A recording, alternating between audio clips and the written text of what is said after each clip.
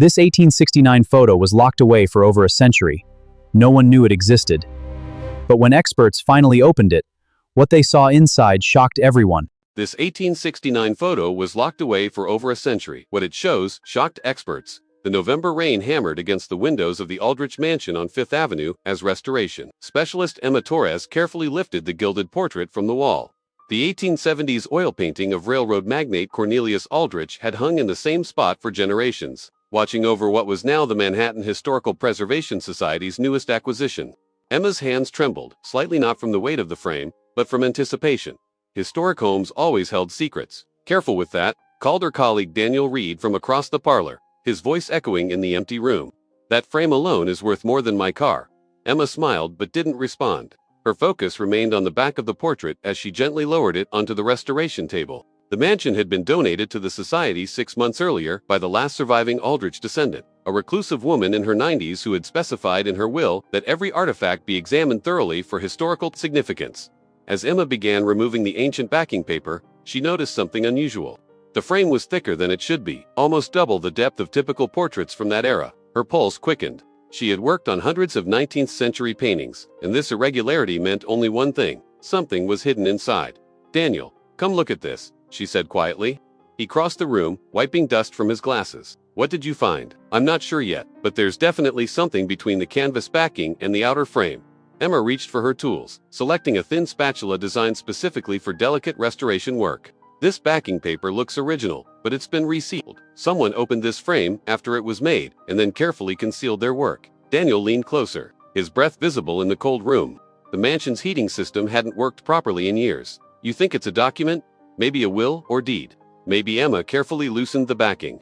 Or maybe something someone desperately wanted to hide. Emma's spatula slid beneath the final edge of the backing paper, and with practiced precision, she lifted it away. What lay beneath made both restorers freeze. Pressed flat against the wooden frame backing was a photograph, a large albumen print, approximately 8 by 10 inches, its sepia tones remarkably preserved despite more than a century of darkness. "My God," Daniel whispered. "Is that what I think it is?" The photograph showed an opulent room filled with men in formal Victorian attire. They stood around a mahogany table covered with papers, champagne glasses raised in celebration. The image quality was exceptional for 1869, capturing fine details with startling clarity: the patterns on the wallpaper, the ornate gas lamps, even the expressions on the men's faces. Emma counted 12 figures, all appearing jubilant, almost triumphant. She recognized the setting immediately. "This is the Aldrich Mansion. This very room, actually. Look at the fireplace mantel, same marble, same carved details." Daniel pulled out his phone and began photographing the discovery. Why would someone hide a celebration photo inside a portrait frame? And look at the date inscribed on the bottom edge: September 24, 1869. Emma reached for her magnifying glass, the kind professional restorers use to examine paint, crackler, and brush strokes. But as she leaned over the photograph, studying the faces of the celebrating men, something on the table caught her attention. Among the champagne bottles and crystal glasses lay several documents, their texts clearly visible in the photograph's sharp focus. "Daniel, look at this." Her voice had changed, taking on an edge of excitement mixed with disbelief. "These aren't just random papers. I can actually read some of the text." He moved beside her, both of them now hunched over the table, their breath fogging the protective glass Emma had quickly placed over the photograph. The words were small but legible: Gold Standard, Treasury Bonds, Federal Reserve Account, and most intriguingly, a column of numbers that seemed to represent enormous sums of money. "Those figures, ... Daniel's voice trailed off as he calculated mentally. "Even accounting for inflation, we're talking about millions, tens of millions." Emma couldn't sleep that night. She lay in her Brooklyn apartment, staring at the ceiling, her mind replaying every detail of the photograph. At 2 a.m., she finally gave up, made coffee, and opened her laptop. The Manhattan Historical Preservation Society had strict protocols about removing artifacts from their premises, but she had taken dozens of high-resolution photographs with her camera before leaving. She pulled up the images now, zooming in on the documents visible on the mahogany table. The photograph's quality was extraordinary. Whoever had taken it possessed skill far beyond typical amateur photography of the 1860s. Emma had studied enough 19th century images to know that capturing such fine detail required expensive equipment, perfect lighting, and considerable expertise. The numbers bothered her most. In the clearest document, she could make out a header: Distribution of Bond Proceeds, September 1869. Below it, a list of names appeared alongside monetary figures. She recognized several: Cornelius Aldrich, of course, but also Theodore Blackwell, James Morrison, and Augustus Channel. Prominent financiers of the Gilded Age. Emma grabbed her notebook and began transcribing everything she could read. The figures next to each name were staggering. $2.4 million, $1.8 million, $3.1 million. In 1869, such sums represented unimaginable wealth. She did quick calculations. Adjusted for inflation, these amounts would equal hundreds of millions in modern currency. But what troubled her more than the amounts was the phrase she could barely make out at the bottom of one document. Prior to federal audit secure before October 15th, her coffee grew cold as she worked through the night, cross-referencing names and dates against historical databases. Theodore Blackwell had died in 1872 in a suspicious writing accident. James Morrison had fled to Europe in 1870 and never returned. Augustus Chen had vanished from public records entirely after 1869. As dawn broke over Brooklyn, Emma had filled 7 pages with notes and more questions than answers. She knew what she had to do next: contact someone who specialized in financial history, someone who could help her understand what these men had been celebrating, and why someone had hidden the evidence so carefully. Dr. Patricia Winter's office at Columbia University resembled a controlled explosion of books and documents. Emma navigated through stacks of 19th-century financial records to reach the desk where the economic historian sat, reading glasses perched on her nose, examining the photographs Emma had emailed the previous evening. "I've been studying Gilded Age financial scandals for 30 years, Patricia said without looking up, "and I've never seen anything like this." She finally raised her eyes to meet Emma's. "Do you understand what you've found?" Emma sat down carefully, moving a pile of ledgers from the chair. "I was hoping you could tell me." Patricia turned her computer monitor so Emma could see. On the screen was a timeline she had constructed overnight. September 1869 was one of the most turbulent months in American financial history. "Are you familiar with Black Friday, the stock market crash?" "Exactly. September 24, 1869, the very date on your photograph was the day before the crash. 2 speculators, Jay Gould and James Fisk, had been secretly buying gold, trying to corner the market. When President Grant released government gold reserves on September 24th, the scheme collapsed. The next day, Black Friday, the gold market crashed, taking thousands of investors with it." Emma felt her pulse quicken. So this photograph was taken the day before the crash. Not just any photograph. Look at what they're celebrating. Patricia zoomed in on the documents visible in the image. "These aren't random papers. This appears to be a record of profits taken before the crash. Yearman Aldrich, Blackwell, Morrison, and the others, they knew the crash was coming." The room seemed to tilt slightly. Emma gripped the armrest of her chair. How could they know? Patricia's expression grew grave. Because they may have helped orchestrate it. The Gould-Fisk scheme didn't happen in isolation. They needed accomplices, bankers who could move money quickly, financiers who could manipulate smaller markets, men with connections to the Treasury Department. She tapped the screen. "I think your photograph documents a conspiracy." "Emma, these men positioned themselves to profit from one of the worst financial disasters in American history. And then they celebrated while thousands of ordinary Americans lost everything." Emma returned to the Aldrich mansion with new purpose. If Patricia was right into everything Emma had learned, suggested she was, then this photograph represented evidence of financial conspiracy on a massive scale. But one crucial question remained: who had taken the photograph, and why had they hidden it? She stood in the parlor where the celebration had taken place, comparing the room to the photograph. Time had changed many details: the wallpaper, the furniture, the gas lamps replaced by electricity, but the bones of the room remained identical. The marble fireplace, the crown molding, the tall windows facing Fifth Avenue. Daniel joined her, carrying a box of documents recovered from the mansion's attic. "I've been going through the household records. There's something interesting here." In September 1869, the Aldrich family employed a photographer named William Chen. Emma's head snapped up.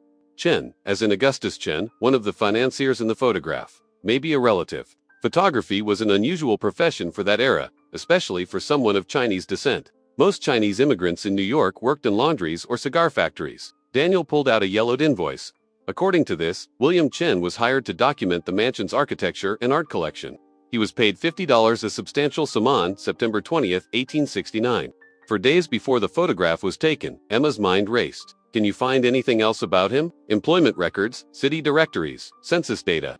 They spent the next 3 hours searching through archives, both physical and digital. William Chen proved elusive, a ghost who appeared briefly in the historical record and then vanished. But they found fragments, a brief mention in a photography journal praising his technical skill, a listing in an 1868 city directory showing a studio on Mott Street, and finally, a death certificate from 1869. Emma's hands shook as she read the document aloud. William Chen, aged 32, died October 3, 1869. Cause of death, accidental drowning in the East River. Daniel met her eyes. 9 days after he took this photograph. Accidental, Emma repeated. her voice hollow. He discovers evidence of financial conspiracy, photographs it, hides the evidence, and then conveniently drowns. Emma couldn't let it go. Every instinct she had developed over 15 years of historical restoration told her that William Chen's death was no accident. She needed to know more about him, about why he had been in that room on September 24th, and most importantly, what had happened to him afterward. Her search led her to the New York Public Library's genealogy department, where she spent 2 days combing through immigration records, naturalization papers, and old newspaper archives. The picture that emerged was both fascinating and tragic. William Chen had arrived in San Francisco in 1854 as a teenager, part of the wave of Chinese immigration during the gold rush. Unlike most of his countrymen, he had shown an aptitude for technical work and had apprenticed with a degree. By 1865, he had moved to New York and established himself as one of the city's most skilled photographers, serving wealthy clients who appreciated his artistic eye and technical precision. But the breakthrough came when Emma found a letter preserved in the archives of the Chinese Consolidated Benevolent Association, written in both Chinese and English, dated September 28, 1869. It was from William Chen's younger brother, Robert, to the association's leadership. "My brother William is missing. He left our home on Mott Street on the evening of September 26th, saying he had urgent business at the docks. He has not returned. The police say he drowned, but William was an excellent swimmer. He learned in the rivers of Guangdong as a boy. I do not believe their story. Before he disappeared, William told me he had photographed something dangerous, something that powerful men would kill to keep secret.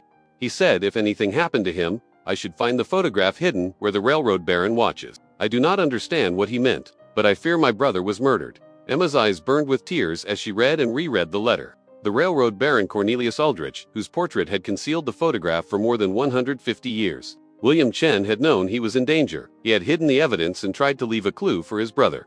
She photographed the letter and immediately called Daniel. "I found something." William Chen didn't just stumble onto this conspiracy, he knew exactly what he was documenting, and he knew it would get him killed. With Robert Chen's letter as a guide, Emma and Daniel returned to their investigation with renewed intensity.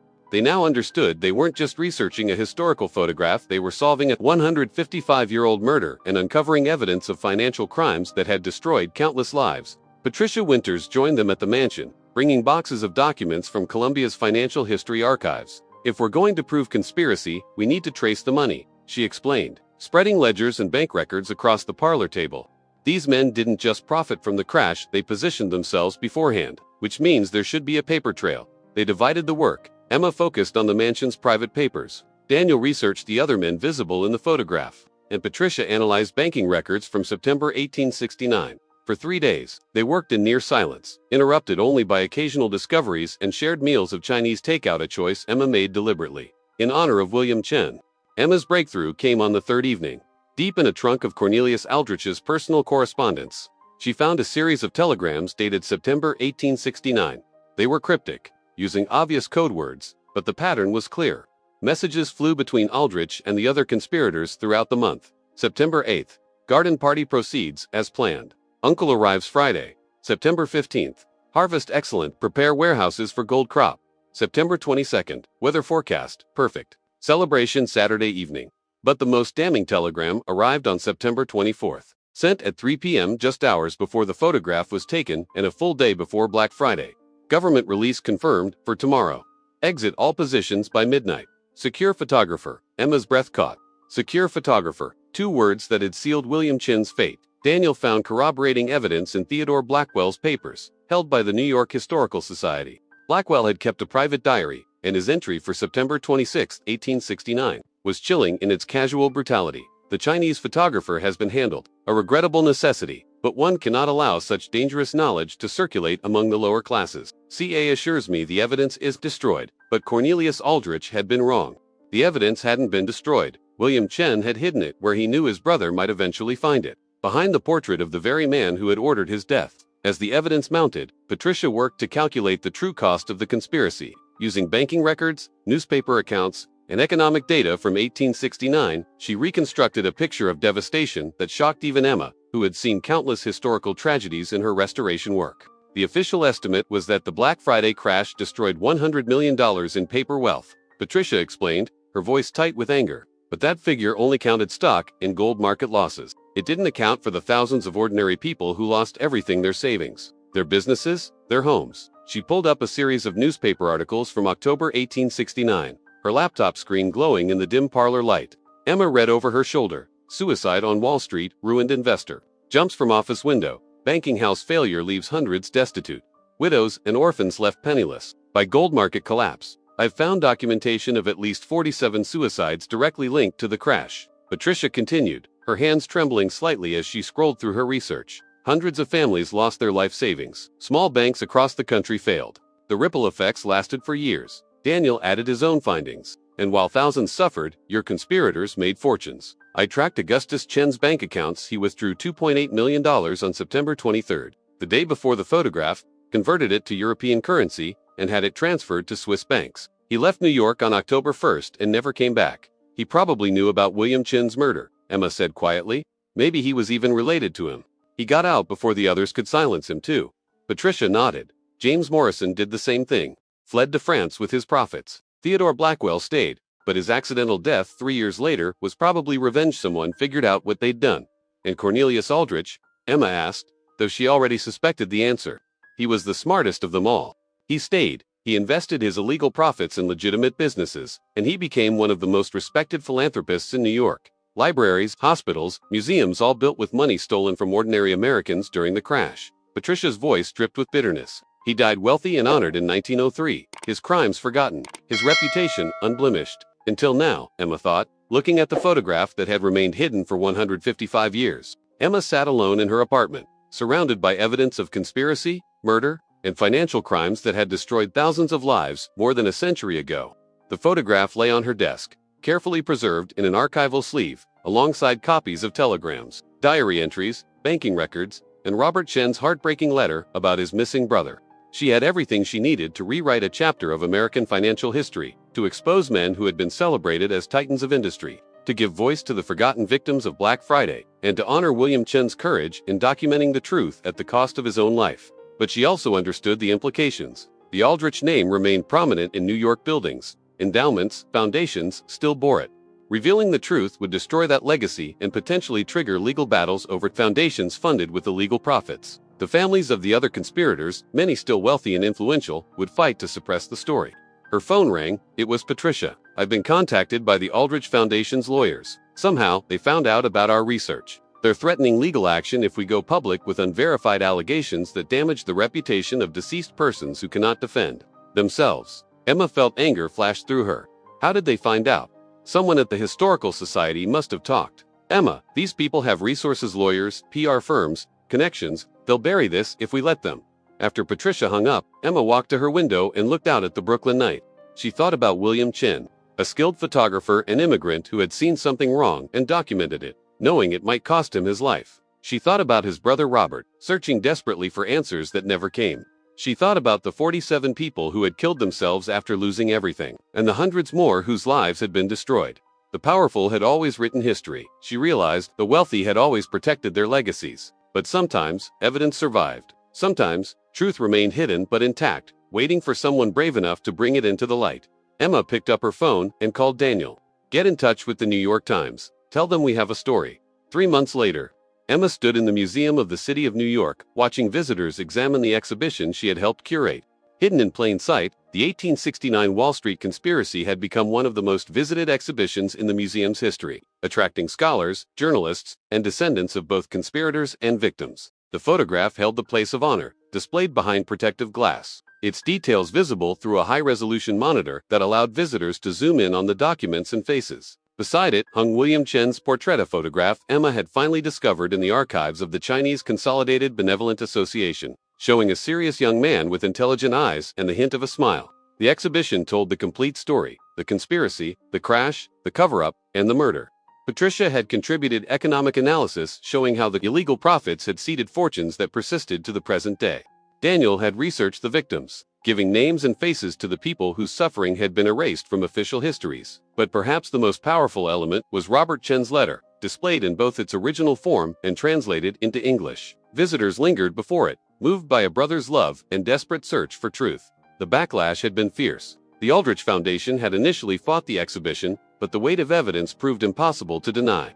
Eventually, they had issued a statement acknowledging their founders' crimes and announcing that the foundation would establish a scholarship fund for descendants of Black Friday victims and Chinese American students studying photography. Other families followed suit. Some reluctantly, others with genuine remorse for crimes committed by their ancestors. The money would never undo the suffering, but it represented a form of justice delayed by 155 years. Emma watched a young woman stop before William Chen's portrait. The woman pulled out her phone and took a picture, then noticed Emma watching. "I'm a photographer," she explained. "I wanted to honor him. What he did documenting the truth, even when it was dangerous, that's what we're supposed to do, right? Bear witness." Emma nodded, feeling tears prick her eyes. "Yes, that's exactly what we're supposed to do." As evening fell and the museum prepared to close, Emma took one last look at the photograph before heading home. The 12 men frozen in celebration would never face earthly justice for their crimes, but their victims were no longer forgotten. William Chen's courage had not been in vain. And somewhere, Emma hoped, Robert Chen's spirit finally had the answers he had sought for so long. The truth, once hidden in darkness behind a gilded frame, now stood in the light for all to see.